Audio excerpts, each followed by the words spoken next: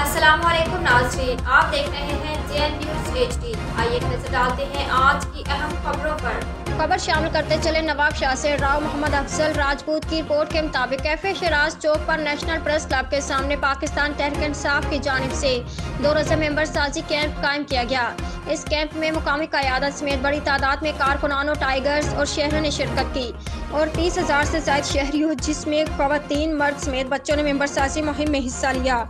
और हज़ारों की तादाद में शहरियों ने पाकिस्तान तहरीक इंसाफ में शमूलियत इख्तियार की और ख़ासकर ख़वातीन ने भी बड़ी तादाद में शिरकत की और मेंबर साजी मुहिम में बढ़ चढ़ कर हिस्सा लिया। इस मौके पर पाकिस्तान तहरीक इंसाफ के मुकामी रहनुमा सरदार शेर मोहम्मद रिंद अमाम अली उन्नर ने कहा कि पाकिस्तान तहरीक इंसाफ को आवाम इतना चाहती है कि और ये जो जमे गफीर आपको नजर आ रहा है, ये सब पाकिस्तान तहरीक इंसाफ के टाइगर्स और खान के चाहने वाले हैं। और सुबह जब से हमने मेंबर साजी कैंप का आगाज़ किया है, हज़ारों की तादाद में शहरियों ने मेंबर साजी मुहिम में हिस्सा लिया, जिसमें मर्द, ख़वातीन समेत बच्चे भी शामिल हैं। और मज़ीद कहा कि मैं इन तमाम PTI सपोर्टर्स, PTI कारकुनान और शहरियों को सलाम पेश करते हैं कि उन्होंने गुज़श्ता 15 सालों से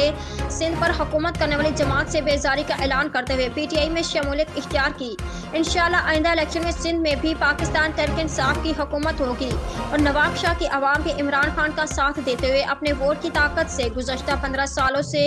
सिंध की आवाम के हकूक़ पर डाका डालने वालों को घर भेजेगी और आइंदा इलेक्शन में PTI नवाब शाह से भी क्लीन स्वीप करेगी। पाकिस्तान तहरीक इंसाफ की जानिब से जारी 2 रोज़ा मुहिम के दूसरे रोज़ आज बरोज़ पीर PTI सिंध के दीगर पार्टी कायदीन सरदार शेर मोहम्मद रिंद ने